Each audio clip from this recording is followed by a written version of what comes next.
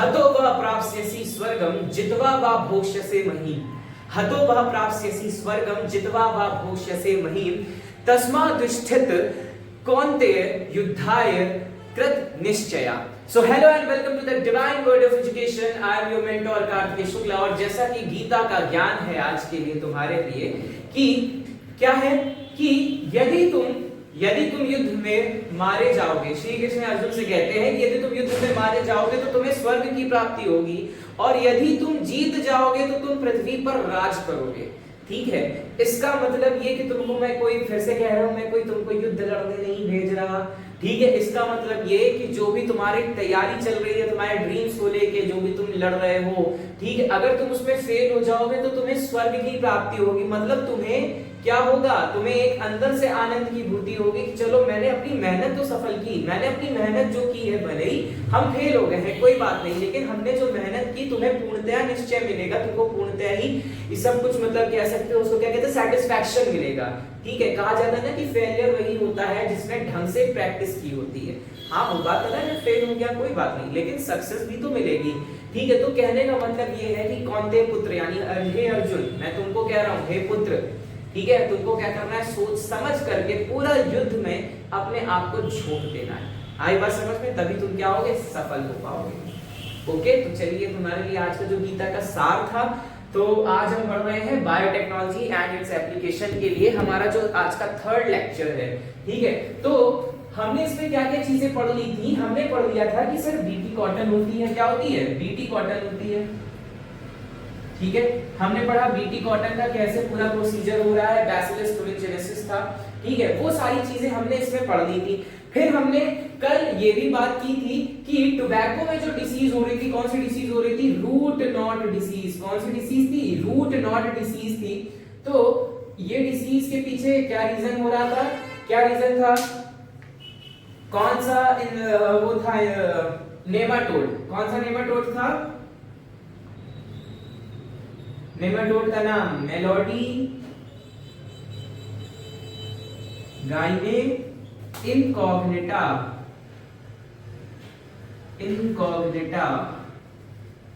ठीक है, कौन सा नेमाटोड था, मेलोडी गाइने इनकॉग्निटा। ठीक है, तो ये नेमाटोड क्या करता था कि रूट नॉट डिसीज कॉज कर देता था, किसमें, टोबैको में कर देता था। तो इसके लिए हमने जो बैक्टीरिया का यूज किया था, कौन सी बैक्टीरिया का यूज किया था, ठीक है, बैक्टीरिया कौन सी थी, वो एग्रोबैक्टीरियम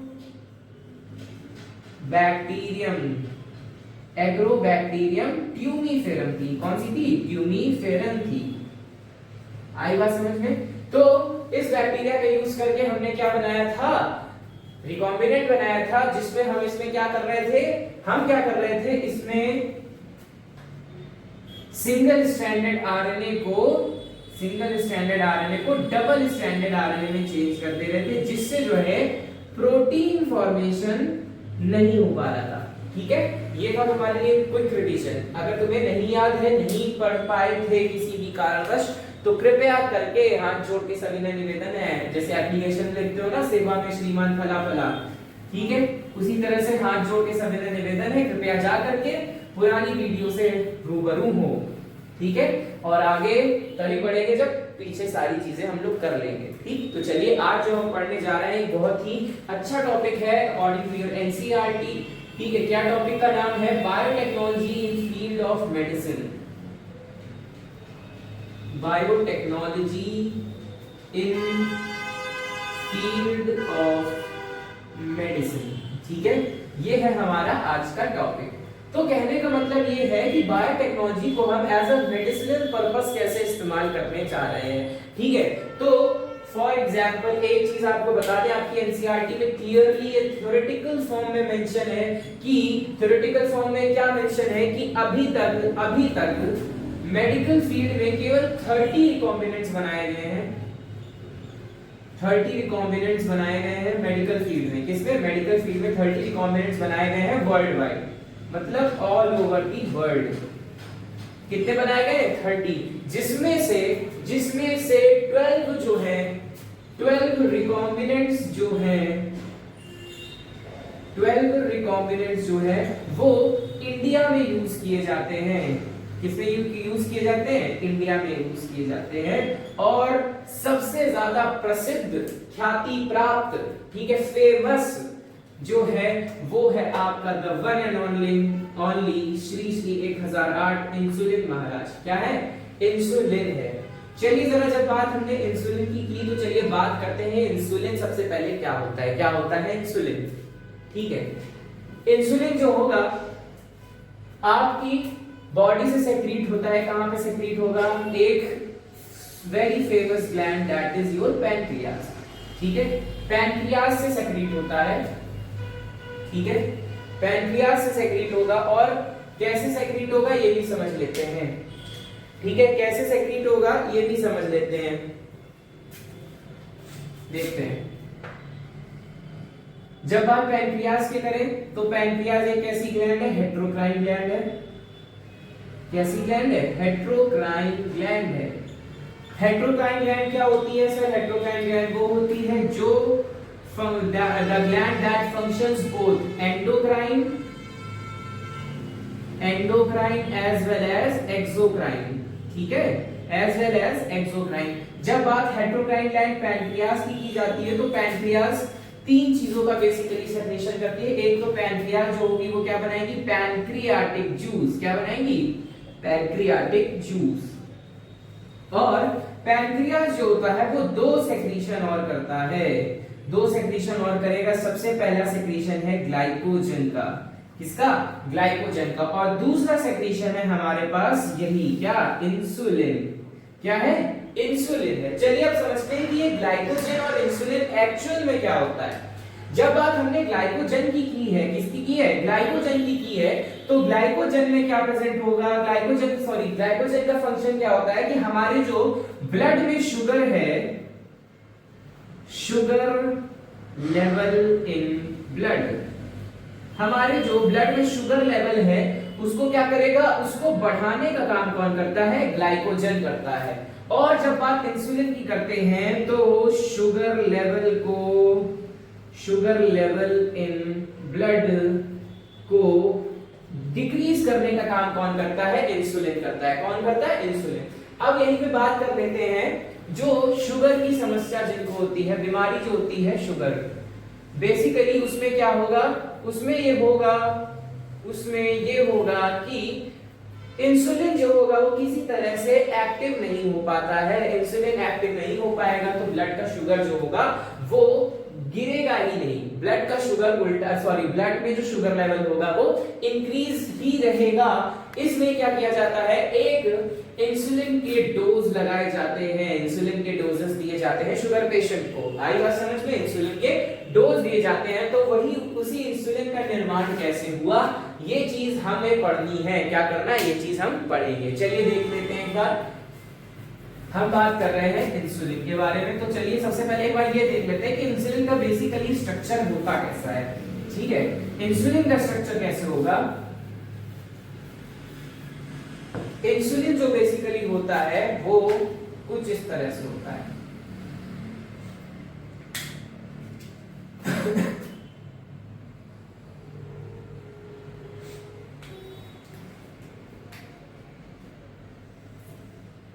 ठीक है, कुछ इस तरह से स्ट्रक्चर होता है, उल्टा ई।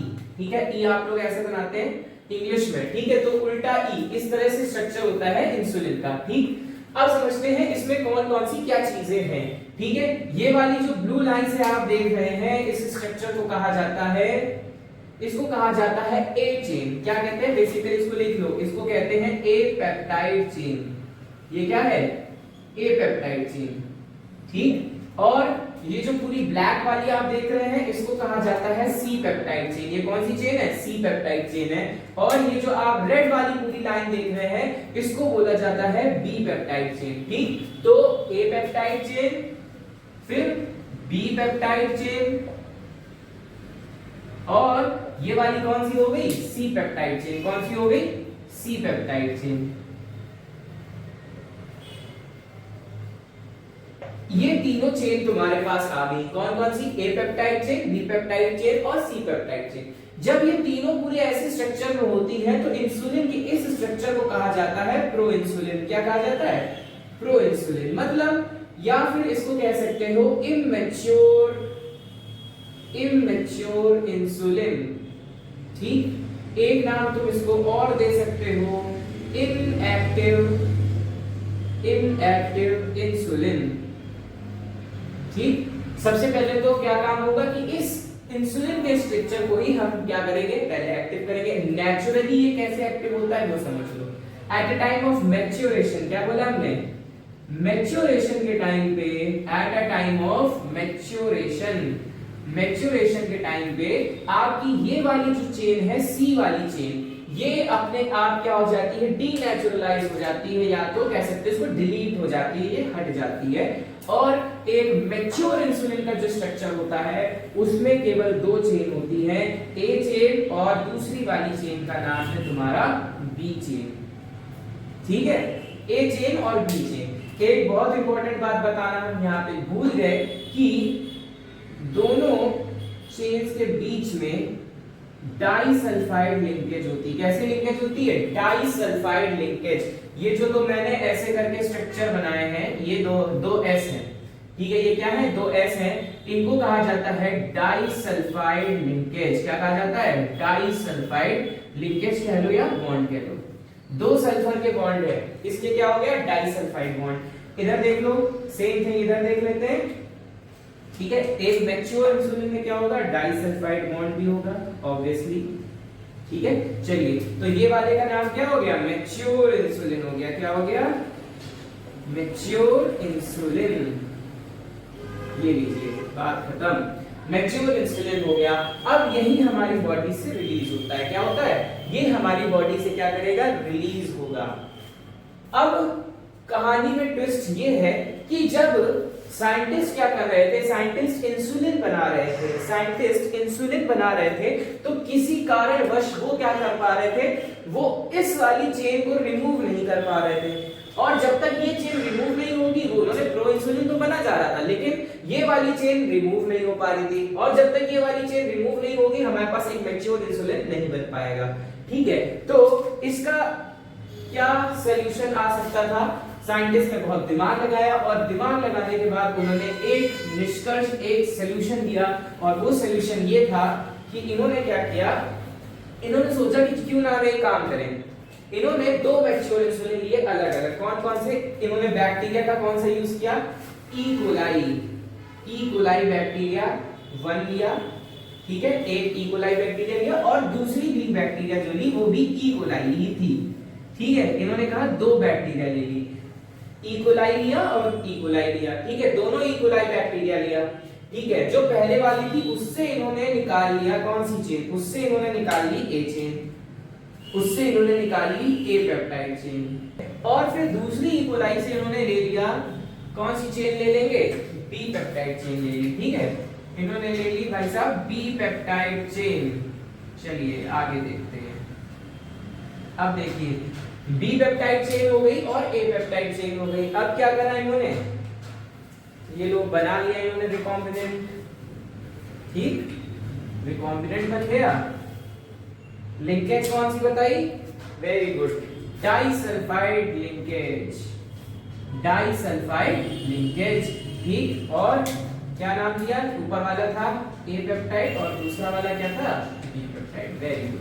तो कहने का मतलब ये है कि इन्होंने इसको एज अ रिकॉम्बिनेंट यूज करके इन्होंने एक न्यू मैच्योर इंसुलिन बना ली। ठीक है, मैच्योर इंसुलिन इन्होंने बना ली। इस मैच्योर इंसुलिन को क्या नाम दिया गया, क्वेश्चन आएगा।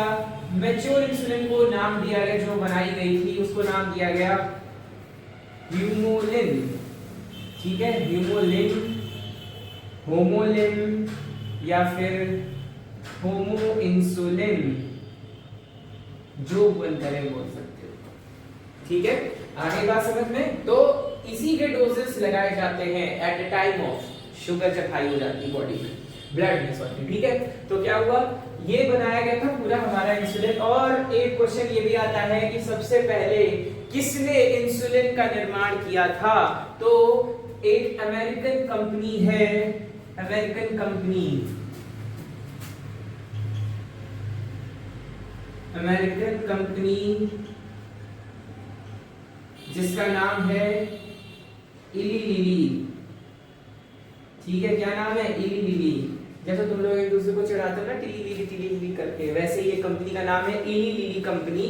ठीक है, इलीलिली कंपनी ने कब इंसुलिन बनाया था? 1983 में।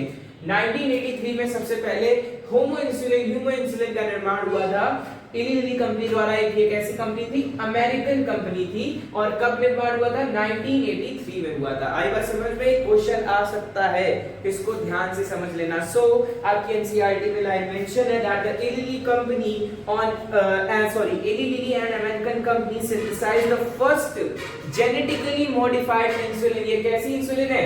ये भी पूछ लेगा, कैसी इंसुलिन है? जेनेटिकली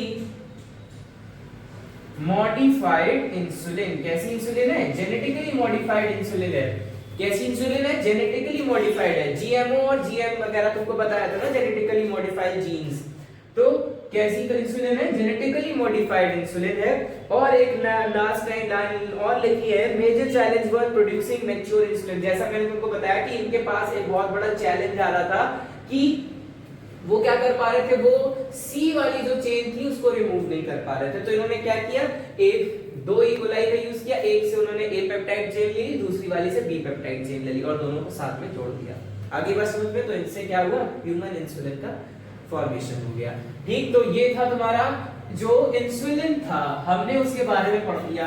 अब एक और मेडिसिन फील्ड में एक और कॉन्सेप्ट आपकी एनसीईआरटी में दिया है, that is your gene therapy. क्या नाम दिया है? Gene therapy. आइए जरा उसको भी समझ लेते हैं क्या है वो। चलिए,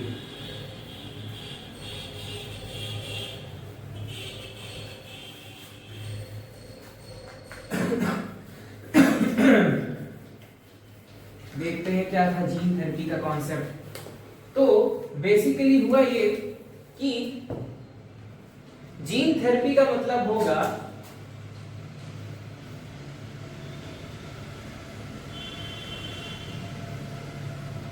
जीन थेरेपी का मतलब होता है replacing of a defective gene.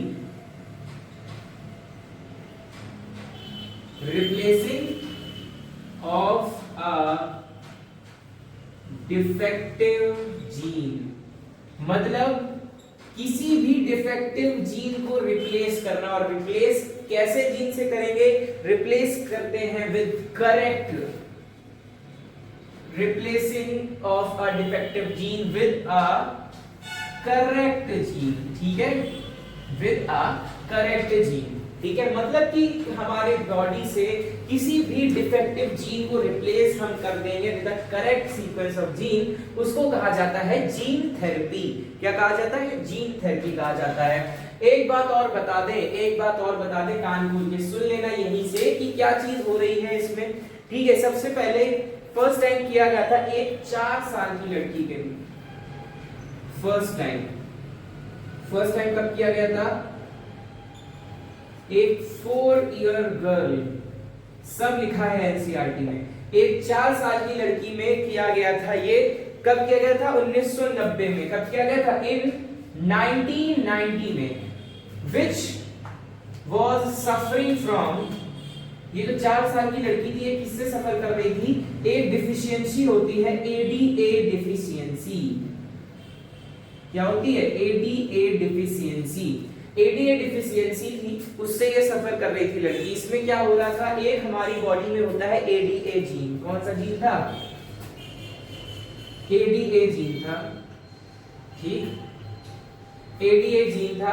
जब बात करें कि ये एडीए जीन करता क्या है, तो एडीए जीन जो होता है वो लिम्फोसाइट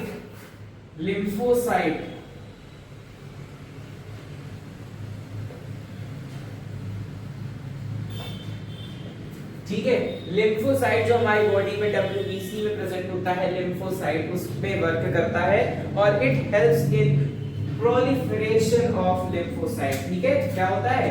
एडीए जीन जो होता है helps in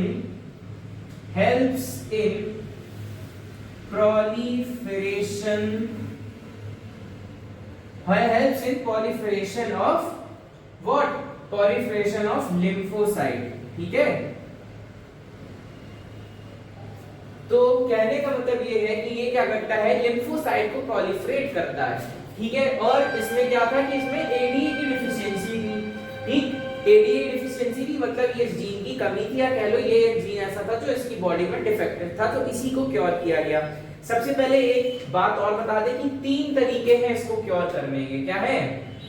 how to cure लिख लो, हाउ टू क्योर, इसके 3 तरीके हैं, ठीक है, इसके 3 तरीके हैं। सबसे पहला तरीका है, या तो हम क्या करें, या तो हम करेंगे एंजाइम रिप्लेसमेंट थेरेपी। क्या करेंगे? Enzyme replacement therapy. या तो हम उस पूरे के पूरे, या तो हम क्या करें, उस पूरे के पूरे एडीए एंजाइम को ही क्या कर दें, रिप्लेस कर दें। क्या कर दें? रिप्लेस कर दें। और क्या करा जाए, एडीए उसको बाहर से दिया जाए। एडीए एंजाइम जो डिफेक्ट हो चुका था उसको हटा करके उसको एडीए एंजाइम के डोजेस दिए जाएं। डोजेस हमेशा किसके होते हैं? इंजेक्शन के होते हैं, ठीक है, इंजेक्शन ये दिए जाए, given to the doses given to the patient. But इसमें एक दिक्कत ये आ सकती है, क्यों? क्योंकि ये टाइम टू टाइम देना पड़ेगा, टाइम टू टाइम, ठीक है, पीरियोडिकली देना पड़ेगा। इसका मतलब ये है कि इसका एक समय, एक लिमिटेशन होगी, तब तक ही वर्क करेगा। भाई आरबीसी जैसे 120 दिन तक जिंदा रह सकती है, ठीक उसी तरह से तुम्हारे जो लिम्फोसाइट्स हैं वो भी कुछ ही टाइम तक जिंदा रह सकेंगे, और एक टाइम ऐसा आएगा कि वो खत्म हो जाएंगे, तो इसलिए उनको बार बार हमें एडीए एंजाइम देना पड़ेगा। दूसरा तरीका है बोन मैरो ट्रांसप्लांट का, ठीक है, किसका क्या है तरीका? Bone marrow transplant.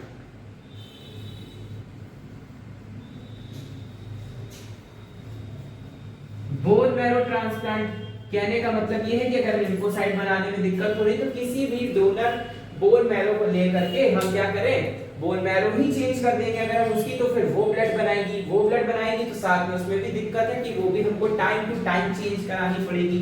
ये भी कैसी है? पीरियोडिकली होगी। कैसी होगी? पीरियोडिकली होगी, ठीक है। फिर एक कॉन्सेप्ट जो लास्ट आता है, थर्ड मेथड जो है जिसको हम स्टडी कर रहे हैं, that is your gene therapy. Gene therapy में क्या किया जाएगा? जीन थेरेपी में सबसे पहले क्या करेंगे? Take lymphocyte out of the patient, ठीक है, सबसे पहले क्या करेंगे? लिम्फोसाइट निकाल लेंगे उस पेशेंट का, और फिर क्या करेंगे? किसी भी एक वायरस का यूज करेंगे। आइए देख लेते हैं एक बार, इसको अच्छे से समझ लेंगे। जीन थेरेपी में क्या करना है, ध्यान से सुन लें, ठीक है। क्या किया? सबसे पहले हमने लिम्फोसाइट निकाल लिया, टेक लिम्फोसाइट, हमने लिम्फोसाइट निकाल लिया पेशेंट का, टेक लिम्फोसाइट ऑफ पेशेंट, ठीक। और फिर क्या करेंगे? उस लिम्फोसाइट में हम रेट्रोवायरस डाल देंगे, ठीक है, रेट्रोवायरस के जीन को इसमें मिला देंगे, और जब रेट्रोवायरस का जीन इसमें मिल जाएगा, रेट्रोवायरस का जीन जब हमारे लिम्फोसाइट में, पेशेंट के लिम्फोसाइट में मिल जाएगा, तब क्या हो जाएगा?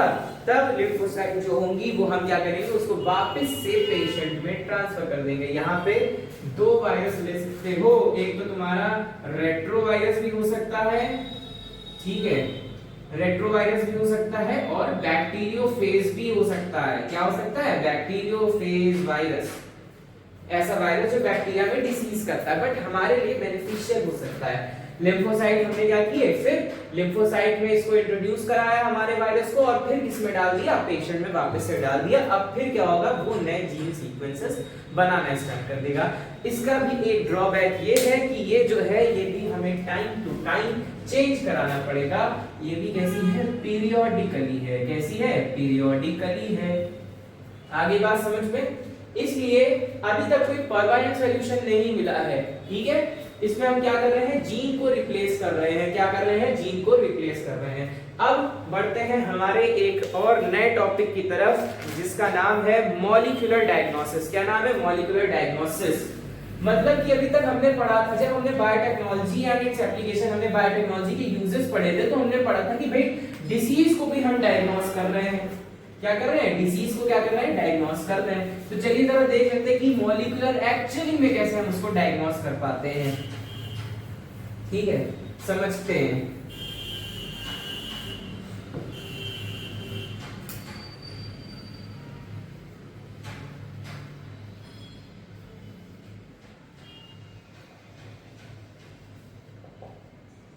चलिए देखते हैं मॉलिक्यूलर डायग्नोसिस क्या आएगा इसमें। सबसे पहले हम क्या करेंगे, क्या होता है इसमें, पहली चीज तो डायग्नोसिस होता क्या है, identification of the disease. Disease को आइडेंटिफाई करने के लिए हम डायग्नोसिस वर्ड का यूज करते हैं।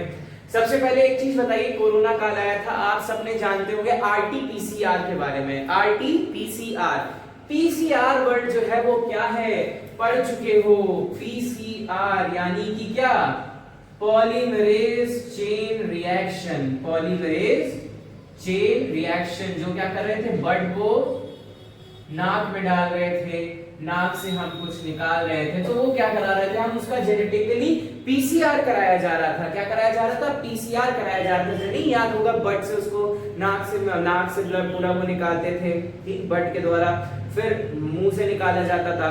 तो कहने का मतलब ये था कि उसमें हम क्या चीज करा रहे थे, पॉलीमरेज चेन रिएक्शन कर रहे थे। सपोज दैट आपकी बॉडी से अगर कोई वायरस निकला है तो उसकी फिर हम क्या करेंगे, उसकी कॉपीज बनाना स्टार्ट करेंगे। क्या करेंगे, उसकी कॉपीज बनाएंगे और फिर क्या हो जाएगा, और फिर उसमें एक चीज ये होती है, small amount of pathogen can be amplified for early detection like in HIV. ठीक है, फिर क्या होता है, जैसे मान लीजिए सपोज दैट आपको कोई वायरल डिसीज है, ठीक, कोरोना वायरस था तो आपको जैसे वायरल डिसीज थी, तो इसके जो भी न्यूक्लिक एसिड होंगे, इसके न्यूक्लिक एसिड का हम फोटोकॉपी बनाते थे पॉलीमरेज चेन रिएक्शन करा के, ठीक है, और फिर क्या होता था, फिर हम उसको इजीली डिटेक्ट कर लेते थे कि भाई फलानी चीज वायरस है या बैक्टीरिया है। ठीक है, तो कहने का मतलब ये था कि ऑटोमेटिकली डिटेक्शन हो रहा था। ठीक, एक चीज और बता दे, डायग्नोसिस की जब भी बात करेंगे तो दो टाइप के डायग्नोसिस होते हैं। एक जिसमें जैसे आपका सीमेन टेस्ट हो गया, सीमेन टेस्ट हो गया, सीरम टेस्ट हो गया, ब्लड टेस्ट, यूरिन टेस्ट, इसके जितने भी सैंपल्स आप देते हैं उसका रिजल्ट आपको एक दिन दो दिन बाद मिलता है। लेकिन ये जो कुछ मॉडर्न मेथड्स आ गए हैं, जैसे पीसीआर हो गया, एक टेस्ट अभी हम और पढ़ेंगे, एलिजा टेस्ट। क्या नाम है, एलिजा टेस्ट। ठीक है, एलिजा टेस्ट जो होगा वो, और एक और हमको पढ़ना है, दैट इज ऑटो रेडियोग्राफी। क्या है, ऑटो रेडियोग्राफी। ठीक है, ये भी पढ़ना है। तो कहने का मतलब ये है कि इन सब प्रोसेस को जो है ऐसे होते हैं जो मॉडर्न होंगे, जिसके रिपोर्ट हमको तुरंत मिल जाती है। ठीक है, अब बात आते हैं जरा एलिजा के बारे में बात कर लेते हैं। एलिजा मेरी गर्लफ्रेंड का नाम नहीं है, एलिजा एक टेस्ट का नाम है जिसको हम कहते हैं क्या, एंजाइम लिंक्ड इम्यूनो सॉर्बेंट एसे। क्या है, एंजाइम लिंक्ड इम्यूनोसॉर्बेंट एसे, जिसमें हम किसके लिए यूज कर रहे हैं, ऑब्वियसली हमारे पास एक ख्याति प्राप्त वायरस है एचआईवी वायरस, जो क्या डिसीज कॉज करता है, एड्स कॉज करता है। ठीक, आगे बात समझ में।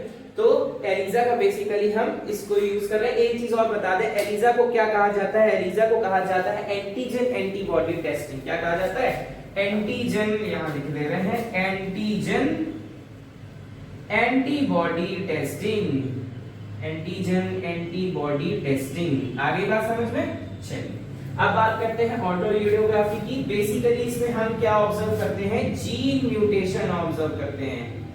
ठीक है, तीन तरह के म्यूटेशन बताए थे, gene mutation, DNA mutation and chromosomal mutation. Mutation क्या होता है, changement sequence in the DNA, that is also responsible for some time disease and some time variation in our offspring. ठीक है, तो बेसिकली जीन म्यूटेशन की बात की गई यहाँ पे। जीन म्यूटेशन बेसिकली किसके लिए होगा, किसके लिए होगा, सबसे पहले हम क्या करते हैं, इसका एक प्रॉप बनाते हैं। ठीक है, प्रॉप बनाते हैं, वो डीएनए भी हो सकता है और आरएनए भी हो सकता है। फिर क्या करेंगे, इसके बाद हम क्या करते हैं, in normal case prop make the complementary gene. ठीक है, क्या, तो जैसा कि अभी आपको बताया कि जैसे जीन म्यूटेशन शो करेगा, ठीक है, और उसमें फिर बनता है प्रॉप। प्रॉप का यूज करते हैं जिसमें डीएनए भी हो सकता है या आरएनए भी हो सकता है। तो इन नॉर्मल केस मतलब कि जब कभी भी नॉर्मल केस होगा, मतलब पेशेंट जो होगा वो अगर हेल्दी है, उसमें कोई डिसीज नहीं है, तो नॉर्मल केस वाली कंडीशन में वो कॉम्प्लीमेंट्री जीन बना लेगा। कॉम्प्लीमेंट्री जीन क्या होता है आपको पता होगा, जैसे मान लीजिए एक कोड है जेनेटिक का ATGC। ठीक है, तो कॉम्प्लीमेंट्री जीन में बेसिकली क्या होगा कि यही ट्रांसफर हो जाएगा कोड। क्या हो जाएगा, ये बन जाएगा आपका माय बैड TACG, ठीक है। तो ये क्या था, कॉम्प्लीमेंट्री जीन था। बट अगर भी कभी भी कैंसर का केस है या कोई भी डिसीज केस है तो उस कंडीशन में क्या होगा, कॉम्प्लीमेंट्री जीन का फॉर्मेशन ही नहीं होगा। आई बात समझ में, there will be no formation of complementary gene, ठीक है। और एक्सरेज जो होंगी, X-rays pass through it appears on photographic film, ठीक है। मतलब कहने का मतलब ये है कि वो एक्सरे के माध्यम से तक ये डिटेक्ट हो जाएगा कि the patient is suffering from cancer or either any other disease. So basically this is all for today. I hope so आपको पसंद आया होगा ये वीडियो, और please do not forget to like, share and subscribe the Divine Word of Education. I am your mentor Kartik Shukla. और हाँ, next video में हम पढ़ने वाले हैं इस चैप्टर का समीकरण पूरा कंप्लीट कर देंगे, इस चैप्टर का एंड पढ़ने वाले हैं, ठीक है। तो बहुत ही ज्यादा अटेंटिव होना, क्योंकि नेक्स्ट लेक्चर जो है उसमें very short questions as well as short answers बहुत पूछ सकता है, क्योंकि उसमें शॉर्ट नोट्स आता है। शॉर्ट नोट आपके इस लेक्चर में भी थी, ठीक है। जो भी मैंने बताए हैं आपको इंपॉर्टेंट भी, एक वीडियो में ऐसा भी बनाऊंगा जिसमें हर चैप्टर से इंपॉर्टेंट क्वेश्चंस आपको बताऊंगा कि कौन कौन से आ सकते हैं। So this is all for today. I am your mentor Kartik Shukla. Thank you.